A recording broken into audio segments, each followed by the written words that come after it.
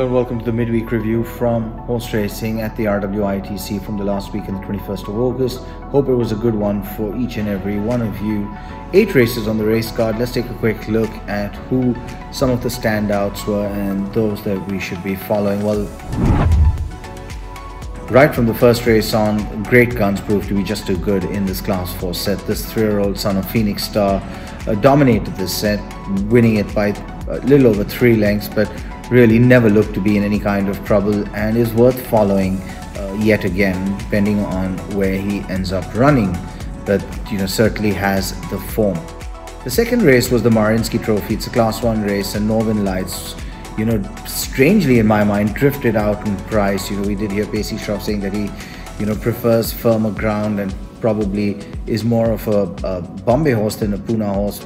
He is a very long-striding, free-running horse. He does get a hold of the bit, but he just proved to be too good. He did come off the bridle at one stage, but the minute he got into his stride, he just never looked to be in any kind of trouble. Never looked like he was going to lose. So really interesting performance. He's won 4 in a row now, and I wouldn't oppose him in the future either. Look like he'll get the 1.5 miles effortlessly. So he'll be an interesting horse for the future, just finding his best at the age of 5.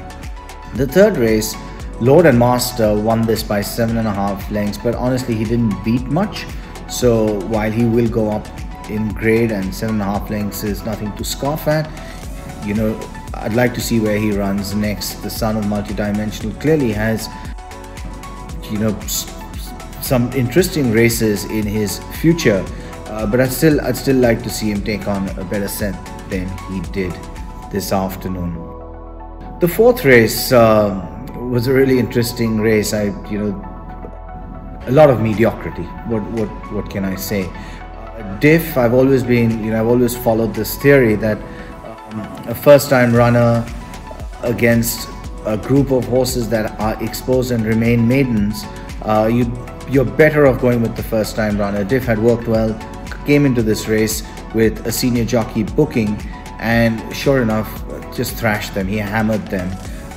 Diane was second and 3/4 lengths behind. Jerusalem finally showed that he's capable of hitting the board. Gimme, who at one stage was really the pick of all the punters, was quite tame, I thought, in finishing 4th, and really the only one to talk of from this race was Diff. The others really not worth a mention at all. So in the 5th race, Raffaello, the favorite, absolutely no stress out there at all. I thought they did play into his hands. He sat in the box seat. Dali's Swirl and Desert Fire were basically competing to see who could get out to the front. They cut each other, and really their chances were done even by the time they turned to home. Desert Fire stayed on better than Dali's Swirl, but Raffaello was just too good for them. Polynices in this race was traveling well to a point. Perhaps could have done a bit better up the straight and finished a bit closer. Worth following one more time. I think this horse will eventually win in turn. The 6th race, the FD Warrior, the Group 3, was the interesting race of the day. Snowfall came in here with a great reputation. Was the favorite, on money favorite at 8/10. But really the revelation of this race was Wordsworth. He was always working out better on paper from the Bombay form when you take a line through Daxa. The thing is, he didn't beat Snowfall, he destroyed her. And he looks like he's going to go further. He looks like he wants longer. He's another one who came off the bridle pretty early.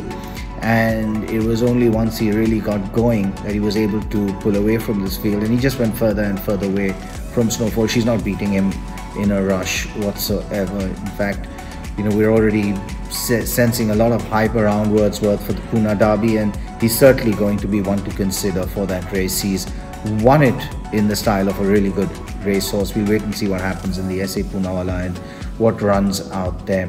Ignore Lady Cadet's run. She's better than this. She didn't settle at all. If you take a look at the race, she just fought all the way on the outside. Perhaps just too soon for her after her last run. Lesson for the young trainer Adhiraj to take back home. And I'm sure he's going to give her a little bit of time before he puts her back in a race, and probably over a shorter trip. He's probably going to want her to come off a quicker pace so she settles better. Moselle, really I thought was one of the standout tips for the day, and won exactly like that. Absolutely no stress whatsoever. Came alongside the front runners as they turned for home, and really looks like she'll win again. She's a really nice horse, and I thought she was another good winner for the day. A lot of horses to follow. Commandment, winner in class 5. I think he's reached where he has to reach. He's going to go to class 4 yet after this. He's won it well, no question about it. Traveled well throughout, sat up on the pace, quickened away nicely. Son of Speaking of which, not sure how much scope he has to improve from here. I certainly won't follow him for his next start, but I will watch how he does. Very quickly, the horses to follow.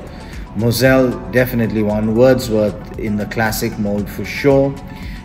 I'm still going to say Polynices is one we need to keep our eye on, even though he's finished in the ruck. And Lord and Master will be an interesting one to follow. But for me, really the pick of the entire day was Wordsworth.